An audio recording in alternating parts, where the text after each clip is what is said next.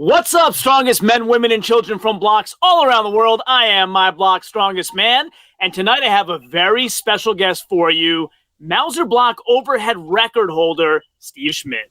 Ciao, homie.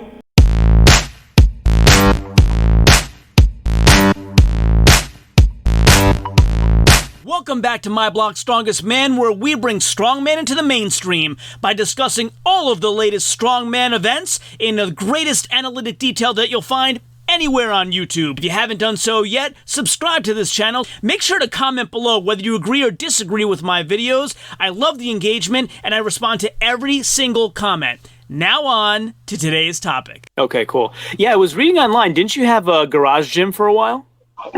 Yeah, that's still what it is. That's what it's always been, yeah.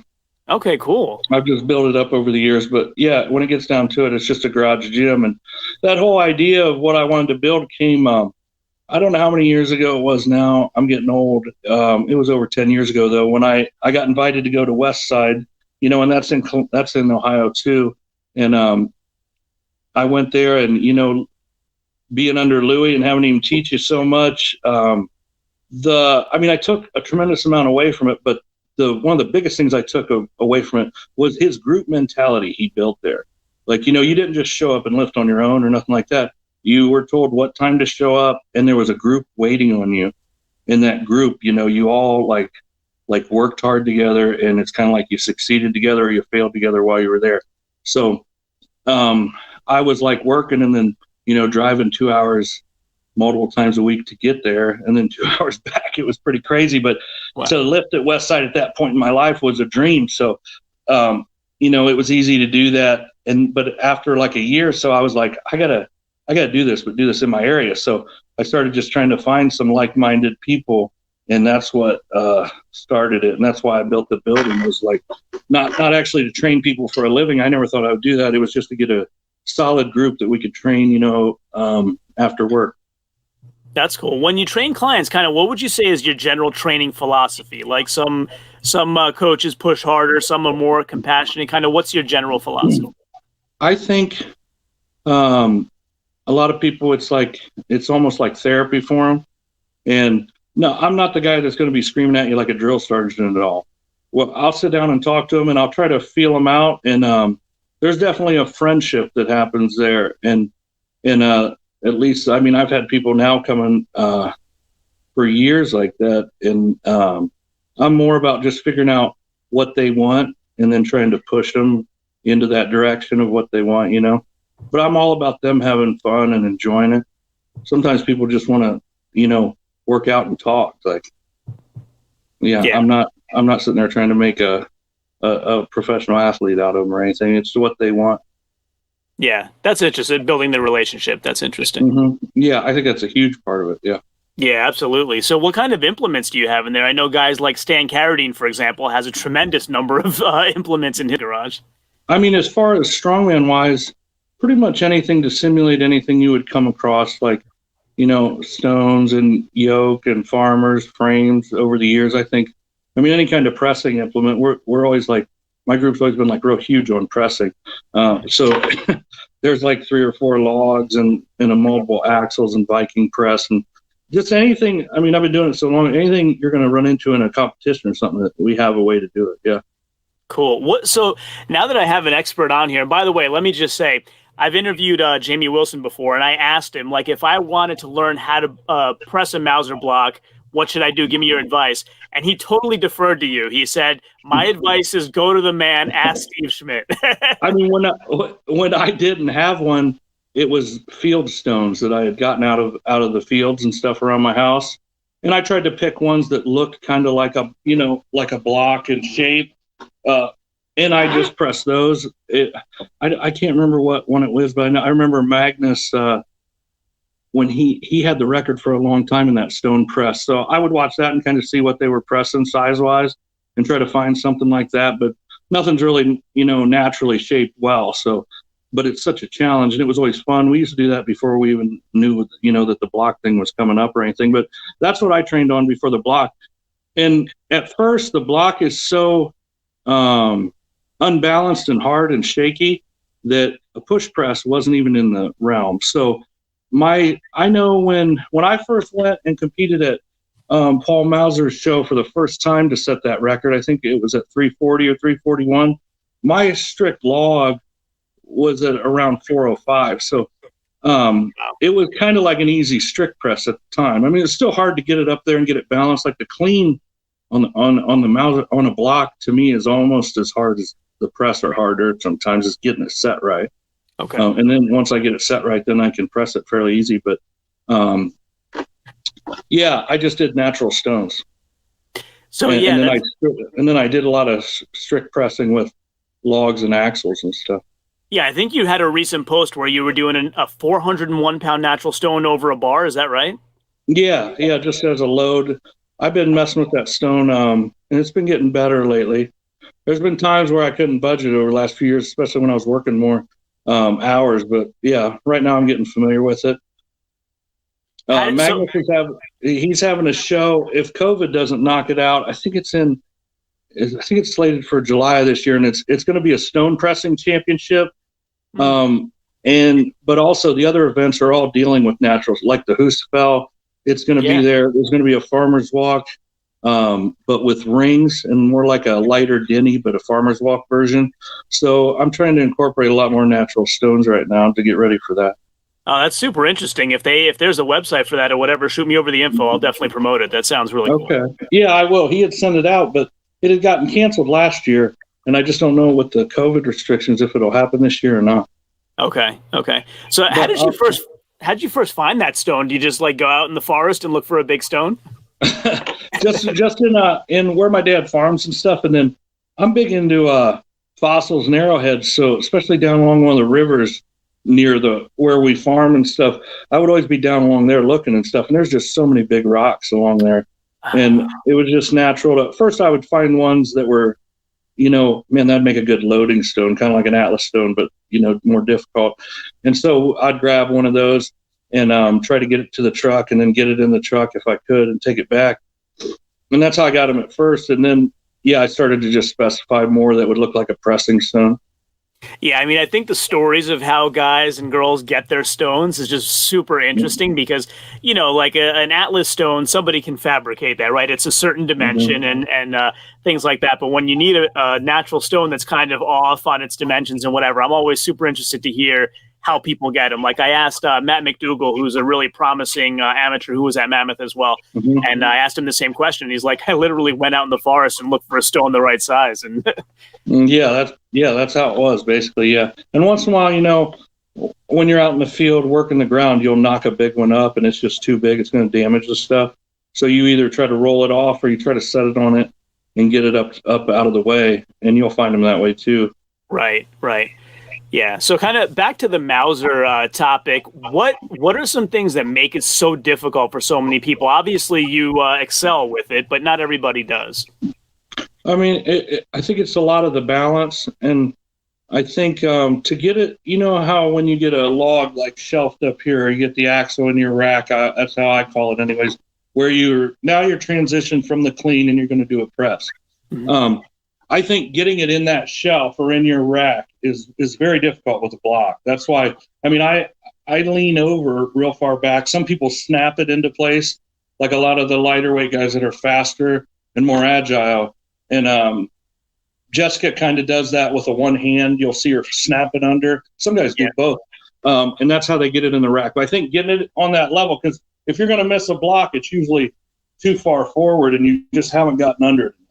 A lot of people do, but then when you get it up here, lots of people lose it too. It's a balance thing. I don't know why I don't know why it presses better for me that way. I just always put it towards, maybe because I strict press, and my strict press was always around 400 or in the low 400s on implements. I didn't know if that helped or what. Okay.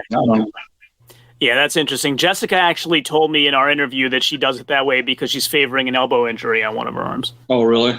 Yeah, she has like an off and on injury. She's actually going for a circus dumbbell record at Clash at the Coast in May on her off arm because her good arm is having elbow issues. Yeah. Wow, that's cool. Yeah.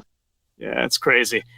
So speaking of logs, another thing I wanted to ask you was just from a novice point of view where, I'm just not knowledgeable about this. Tell me the differences between a wooden and a steel log and do you have a preference? I think that the wood logs where your hands are, I don't think they're as far in usually, so you're more top heavy on it. But a lot of guys really like pressing a wood log. Usually, to me, the wood will bite in more on the clean, and the clean can be easier. Sometimes the metal will slip.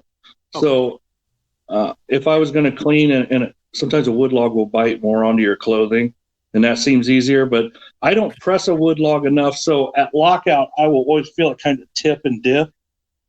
But really, there's not that big of a difference, I don't think, except that the wood can have a balancing issue just because it's wood compared to a metal, Right. I mean, the metal's going to be exact size, exact specifications, and the wood maybe just have a little bit of balance issues. But I didn't really like last year at the Static Monsters. That was the first time I pressed a wood log in a couple years, and I don't know. I didn't really feel much difference. I thought the clean was better on the wood. Okay. Yeah, I guess wood could be like denser in spots and not in others and whatnot. Yeah. Interesting.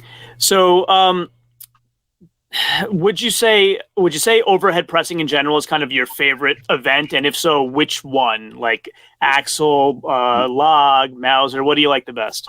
I mean, right, just because I guess I'm good at the block especially, but I always liked overhead pressing, and I like bench pressing too. I know it wasn't in Strongman, but since I was a kid, it was like, oh, get a big bench press. You know what I mean? And man, mine sucked so bad to begin with. I mean, there was decades I can remember where I was grinding away at a bench press, and it was just horrible. And then I got to probably for like the last 10 or 15 years where it was always in the mid to early 500s, and I never got up to 600. I always wanted to, but it seemed like the closer I got, I would always like injure a pec or something, and then it would affect my overhead. And so sometimes I would back off of it but I just always loved overhead pressing. For me, overhead and deadlift was always really good. Like I always had a mid 800s or low 800s deadlift, and my log was usually around 400. So I think the most in training I might have ever did was a 440 for a double. One time I took an axle, an Apollon's axle, but not cleaned it, but out of the rack and hit 465. So it was right now I'm not hitting that, but I always liked that, and I always loved deadlifting. Cool. I've been my like hip SI area has bothered me for years, and especially the last few years. So like I seem to always be about 50 to 80 pounds off what I used to deadlift. Okay, I got you. And I don't know if it's think of that or what, but yeah, you wouldn't be the first strongman to be attracted to bench press. Didn't Bill Kazmaier have a world record at one point? Yeah, he did. Yeah. Yeah. Yeah, he had it. Yeah, I always felt like if I could bench comfortably, like over 5, it seemed like a 400 log. I know they don't correspond exactly, but like the 400 log never felt heavy then. Like overwhelmingly, like sometimes a weight when you clean it in the rack will just feel overwhelming to you. You'll be like, man, this is just too heavy. But whenever I was above 500 on the bench, it felt like the 400 log was not bad on my arms or anything. Do you ever, this is an interesting one, do you ever train isolated movements? Like, for example, Wyatt Dawson, if he has trouble locking out, he'll start from a really high rack and practice just a hold. Like, do you ever do those things? I was just talking to my buddy Josh Reynolds about that the other day, and I know people do, and they have success with it. I've been nursing that elbow injury, so I haven't, but I was just talking to him about putting some real heavy, like small range of motion in for the lockout. I can't personally say, that did it. My lockout is a weaker spot. If I'm going to miss like a log right now or something, it's going to be at the lockout, not off the chest. So that's why I wanted to kind of isolate and do it. I have though before. I had PRs for like the log here strict, and then like right at my nose and then at my head. In the past I had PRs for all those, and so I knew exactly where I was sitting on different ones. So I have used it. I think there's something in it. Yeah, I don't know if doing like a huge amount for 1 inch does much. I don't know. Okay. Except I'm sure it gets you used to holding heavy weight. you know? Yeah, for sure. For sure. That's interesting. So let's kind of rewind back for a second. I'm just wondering, did you have a hero growing up, and kind of has that changed now? As a kid, like, I mean, I was always into the superheroes and stuff, you know, Batman and Superman and things like that. Like more of like a fictional character thing like that. You know, I did and then when the Strongman came about, like those guys just blew my mind watching them on TV, especially like Magnus, you know. And then as you get older, you know, it's you value, I think, men that you know, you can respect more and more because there's less of them. But I mean, I take a lot of like I've never taken a pre-workout or anything like I get so amped up thinking about like historical figures and stuff like that. Everybody with the Leonidas and the 300 and things like that. I mean, it can sound dumb, but actually that, or even like still to this day, like Marvel movies and stuff, you know, if I watch that, I'm like, man, let's go to the gym right now and let's start moving some weight. Things like that really get me fired up. Yeah. Yeah, I can understand that. Rocky does it for me. Yeah. Anything like that. I've always watched stuff like that, especially before lifting, just to really get me worked up. Yeah, that makes sense for sure. So was this your first year competing at Mammoth, or kind of like, how did you first hear about Mammoth? How did it first come across your desk? David asked me years ago, and I don't know if it was, like, I think about 5 years ago, was 5 or 6 years ago was when I first had to go on a blood thinner. Previous to that, man, I was just having major problem with my blood and with my breathing, with my wind. Like even hitting a heavy single, I would be like, you could just tell something was really wrong. I was out of air. And then once I got all the testing done, and they had this new test come up and test for some of those, it's like a gene that's got a deficiency in it, or that's not telling my body to do the right thing. Then they found out, hey, you've got this and you've got this. And both of them, one of them made my blood cells more, stick together. And the other one had me produce too many. So they were like, you're going to have to go on and David asked me, when he first started it, hey, come down here and stuff. And I was just kind of like, it was like every year I would get a clot and be in the hospital. And then finally they were like, you got to go on blood thinners. Well, I didn't know nobody that lifted like heavy that was on a blood thinner. I knew my dad who was on like Coumadin, and geez, if he bumped into something in the barn, he would bruise real bad. My mom too. Like, my mom's the same way. There's no way he's doing like an 800 yoke and living. So I put it off, and then finally I was back in the hospital, and the doctor's like, you either got to do this or you're going to die.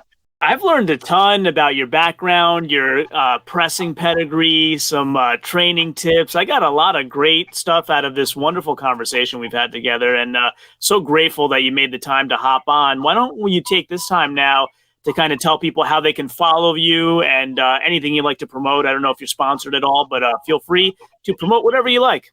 Okay. I'm sponsored by Ragnarok Strength Equipment. As far as, I have an Instagram and a Facebook. I try to post here and there on there, but I'm not on there a tremendous amount, but that's about it for me, really. Awesome. The same Ragnarok that sponsors Corey Butler? Yeah, yep. Mm-hmm. Awesome. Yeah, I had her on. She was really cool. Great conversation with her as well. Yeah, it was really cool. I knew her, and some of those people I know because they're sponsored by them also, so we've got a social media chat, but again, with my age, I'm not on there very much. But I see them, so it was really cool to put her face to her name and to get to see her. Man, she smoked the axle there. That was really cool to see. So yeah, it was really nice meeting her finally in person there. Yeah, I think that one was an SC record, and she's going for the world record at Clash at the Coast in May. Yeah, that's what I think. Yeah, so that's really cool. Yeah. Awesome. All right. Well, that sounds great. Thanks again, Steve, for jumping on. I really, really appreciate it. And hopefully we catch up after Magnus's competition again. What do you think? Definitely. Yeah, that'd be great. Awesome. All right. Have a great night, brother. Okay. Thank you. All right. So if you like this video and haven't done so yet, please consider subscribing using that button right there. And also stay tuned for some other videos that you might love blooping up right there. This one is the one that YouTube thinks that you will like the best, and this one is the one that I think you will like the best. As always, share this with everyone, and until next time, Ciao, homie.